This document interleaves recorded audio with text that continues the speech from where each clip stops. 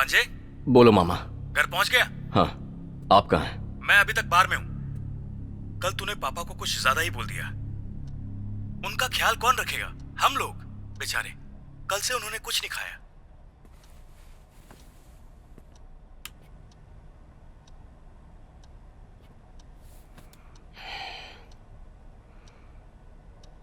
पापा खाना खाते हैं।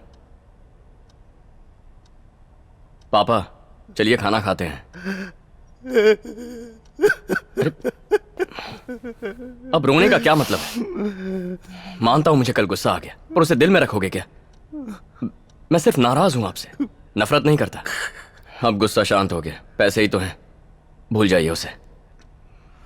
आपका बेटा हूं, आपको दुखी नहीं देख सकता पापा। मुझे माफ कर पाओगे? आप क्यों माफी मांग रहे हैं? चलिए चलकर खाते हैं। नहीं। क्यों पापा? जहर पी चुका हूं। क्या कहा आपने? मैंने जहर पी लिया है बेटा। कैसी बात कर रहे हैं आप? अब तुम्हें कोई शिकायत? पापा खून निकल रहा है। पापा क्या हो गया आपको? पापा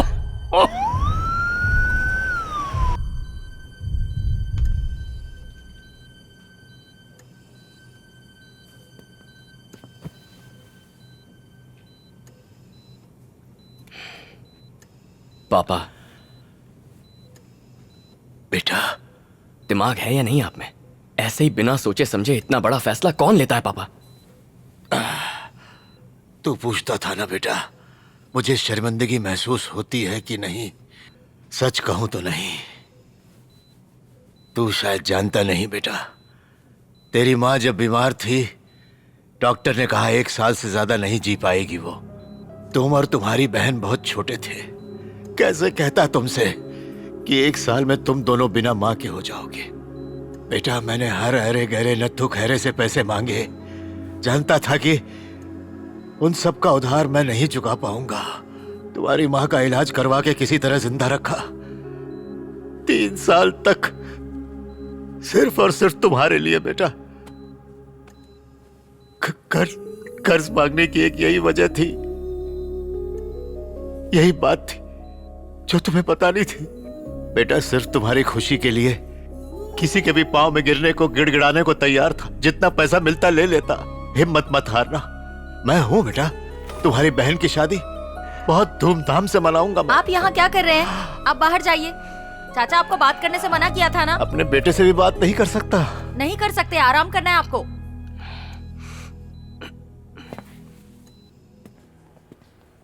तू चिंता मत कर, बस थोड़ी सी तबीयत खराब है। हम हैं ना सेल्वी, घबरा मत। भैया, पापा कैसे हैं? अभी ठीक है। मैं मिल सकती हूँ? सो रहे हैं अभी। ठीक है।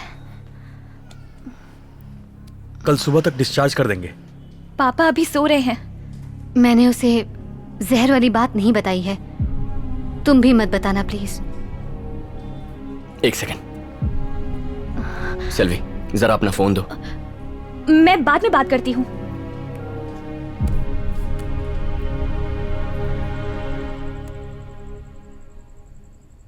मेजर, ये फोन तकरीबन 10 मिनट से स्विच ऑफ है, मगर इसकी बैटरी अभी तक गर्म है। मतलब इसका कोई ना कोई सॉफ्टवेयर एक्टिवेटेड है। इस फोन इज हैक्ड। मेजर फोन दीजिए जरा। अपना नंबर बताइए। 8939220874। देखिए, आपको मैंने कॉल किया है। अब ठीक 3 गिनते ही आपका फोन डिस्कनेक्ट होगा। 1 2 3। यानी आपका सिम कार्ड भी हैक्ड है। ये हैकर आपके कॉल सुन सकता है और आपका डेटा भी पढ़ सकता है। इस हैकर को ट्रेस करने का कोई तरीका है? असली हैकर वही है जिसे ट्रेस ना कर सको। आज हर इंसान स्मार्टफोन रखता है। हम ऐप इंस्टॉल करते हैं और परमिशंस पे अलाउ कर देते हैं, और उन्हीं ऐप्स की मदद से हैकर्स हमारे फोन पर कब्जा कर लेते हैं। मेजर, आपको जरूर कोई एम्प्टी मैसेज आया होगा। मुमकिन है आपको याद भी ना हो। जैसे ही आपने इसे ओपन किया होगा, फोन की सारी information, SMS, photograph, mail, camera, recorded voice, सब कुछ हैक हो गया होगा। क्या इन्हें रोकने का कोई ऑप्शन नहीं है? सिर्फ एक तरीका है, स्मार्टफोन यूज करना ही छोड़ दीजिए। वो आपका GPS ट्रैक करेगा। अपने पापा का बेसिक फोन यूज कीजिए, उसमें कोई ऐप नहीं होगा। ना हैक कर पाएगा, ना आपको ट्रैक कर पाएगा। सेल्वी का फोन हैक किया वो तो समझ में आता है। उसे पता कैसे चला कि सेल्वी मेरी बहन है? ये थोड़ा अजीब नहीं है? सब कुछ तो तुमने खुद ही उसे बता दिया। मैंने उसे बताया? अपनी सारी इंफॉर्मेशन दुनिया के साथ शेयर कर रहे हो। ये देखो, 1 महीने में 30 फोटो अपलोड किए, with my sis, with my daddy, पूरी फैमिली एल्बम इंटरनेट पे अपलोड कर दी। एक बात बताऊं भांजे, पिछले महीने अपने शहर की एक लड़की किडनैप हुई। ये क्यों और कैसे हुआ? बच्चे की मॉर्निंग उबासी, उसकी माँ उसकी सेल्फी लेती है, नहलाते समय, स्कूल छोड़ते समय, लाते समय, एग्जैक्ट टाइम के साथ। कौन सी आइसक्रीम पसंद है उसकी भी सेल्फी अपलोड करती है। किडनैपर ने प्रोफाइल चेक किया, उसे पता था 12 बजे आइसक्रीम का टाइम है। बच्ची को उसका फेवरेट आइसक्रीम देके उसे उड़ा के ले गया। अपनी सीक्रेट्स लोग खुद ही बताते हैं और फिर शिकायत करते हैं।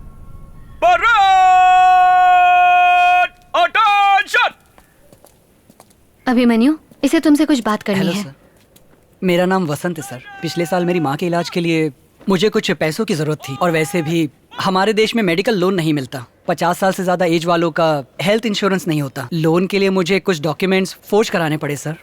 जिस दिन उन्हें एडमिट करवाया, किसी ने बैंक से पूरा पैसा निकाल लिया। खोए पैसों का अफसोस नहीं है सर, मैं बस अपनी माँ को नहीं बचा पाया।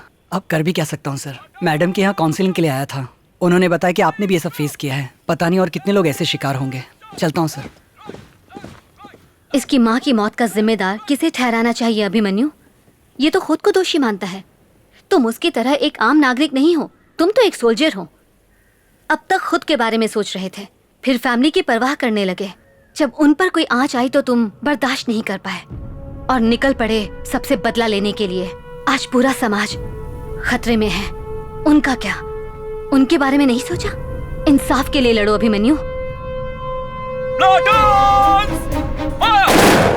एक ईमेल मिला, वहाँ पे लिंक में लिखा था कि मैं 5 लाख का इनाम जीता हूँ। जब लिंक पे क्लिक किया तो किसी फॉरेनर ने मुझे कॉल किया। उसने कहा इनाम घर पर पहुँच जाएगा, बस एयरपोर्ट पर 5000 की कस्टम ड्यूटी भरो। उधार लेके मैंने पैसे जमा करवाए, फिर पता चला कस्टम ऑफिस एयरपोर्ट पे है ही नहीं। एक झटके में सारा पैसा चला गया, ना ही कोई इनाम मिला।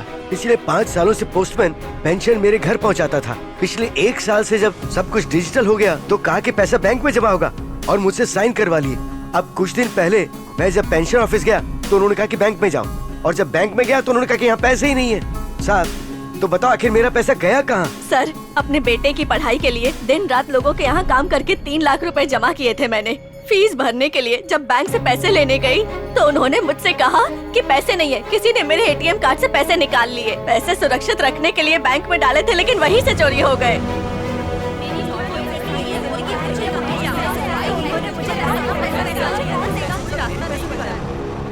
जितनी एटीएम सर्वर मशीन्स हैं, उनका एक स्विच होता है। एटीएम में जाके जब आप अपना पिन नंबर दबाते हो, उसके बाद आपका बैंकर स्विच ओपन करके आपके डिटेल्स चेक करता है। उसी गैप में ये कमीने चोर छोटी छोटी रकम को चुरा लेते हैं। हमें लगता है कि बैंक हमसे छोटे मोटे टैक्स चार्ज कर रही है, तो गाली देके उसे भूल जाते हैं। पहले के जमाने में तो सिर्फ इंसान ठगे जाते थे सर, लेकिन आज तो कंप्यूटर और मशीन को भी लूटा जा रहा है। इस देश को लूटने वाले किसी और देश में छुप कर बैठे हैं, उन्हें नहीं पकड़ सकते। आप अपना काम करो सर। इस तरह से काम नहीं होगा भांजे, कोई और रास्ता निकालना होगा। चलो चलते हैं। क्या हाल है? मुझे तो लगा तू बार्सिलोना में सेटल हो गया रहेगा, पर तू इस बेवड़े के साथ यहाँ क्या कर रहा है? आगे दिमाग चट। एक्चुअली मैं बहुत अपसेट हूँ। क्यों भाई, क्या हो गया? अकाउंट से पैसे चोरी हो गए। कितने का चूना लगा? 10 लाख रुपए। 10 लाख रुपए? ठीक है, चलो चलते हैं। मेरे भाई, दिमाग में घंटी बजी है, जरा इस तरफ आ, बताता हूँ। ये बात सिर्फ हमारे बीच में रहनी चाहिए। मैं इस बैंक का एम्प्लॉय हूँ, मेरी नौकरी खतरे में पड़ सकती है। हमारे कई सारे कस्टमर्स ने 30 से 40 हजार रुपए गंवाए हैं। चाह के भी मैं उनकी मदद नहीं कर पाया। बैंक के कंप्यूटर सिस्टम की रिपेयरिंग का annual maintenance contract Ritchie street के सलमान को दे रखा है। वो कुछ कर सकता है। थोड़ी सी फीस के बदले सिस्टम में झोल झाल से अमाउंट वापस ला सकता है। अमाउंट 10 लाख है, मत बताना, डर जाएगा। उससे 50,000 बोलना। रिची स्ट्रीट में जैसे एंटर होंगे, लेफ्ट साइड में तीसरी दुकान है, Salman system and repair service. कहना कि मैंने भेजा है। हमें सलमान से मिलना है। हाँ, मैं ही सलमान। हमें ज्ञान कुमार ने भेजा है, हमारे अकाउंट में से। एक सेकेंड, छोटू दुकान संभाल। हाँ भाई। देखो, ऐसी बातें हम बाहर नहीं कर सकते, हर किसी को बता नहीं सकते ना। कितना अमाउंट है? 50,000 रुपए। 50,000? ये तो बड़ा अमाउंट है। मेरे आदमी ने किया होगा तो 35,000 वापस मिल जाएंगे। लेकिन बात तो 50,000 की है और तुम हमें सिर्फ 35,000 दोगे। शुक्र मनाओ, इतने तो मिल रहे हैं। कोर्ट कचहरी के चक्कर लगाने पड़े ना तो पुलिस और वकील सारा पैसा खा जाएंगे। Okay sir. नुक्कड़ से बाई गली में जाना, वहाँ मुत्थू मोबाइल एंड इलेक्ट्रॉनिक्स का बोर्ड दिखेगा। वहाँ मेरा आदमी रॉबर्ट्स मिलेगा, उसका नंबर नोट कर लो। दुकान के बाहर से ही फोन करना, आ जाएगा। हेलो, अच्छा ठीक है। भांजे, जीजी को हॉस्पिटल से डिस्चार्ज करने वाले हैं। ठीक है, आप जाइए, मैं देखता हूँ। अच्छा जा, मिलते हैं। अरे कौन सा फोन दिया यार, डिस्प्ले काम ही नहीं कर रहा है, कल ही तो लिया था। मेरे पे क्या चिल्ला रहा है तू? बिना वारंटी गारंटी के फोन लिया तो तू कंपनी के पास जा, यहाँ आके टेंशन नहीं देने का अपन को। अरे ठीक कर देना यार, अभी दूसरा किधर से खरीदूं मैं? क्या यार तू भी कर देना प्लीज यार। भाई तू फोन रख के जा, मैं देखता हूँ। चल यार कल आना, तू कल आना, कर देना।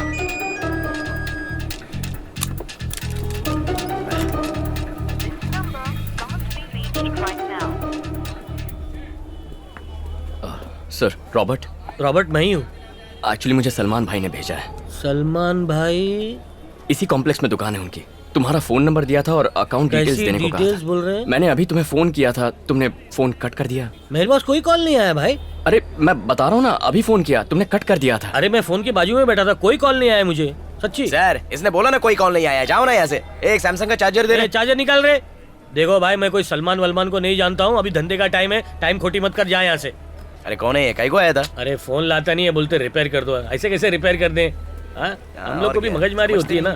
चल धंधे का टाइम है, बोल देख देख ये चार्जर है बराबर। हाँ अरे उतने का ही है भाई। अरे कुछ कम कर यार। कम ज्यादा नहीं है, बराबर है। अरे क्या तू भी यार। अभी पैसा निकाला ना? हाँ निकाला। जब पैसा निकालोगे तो मैसेज आएगा। सर ये सब के सब ऑनलाइन ट्रांजैक्शन है, ट्रांजैक्शन चेक कर लीजिए।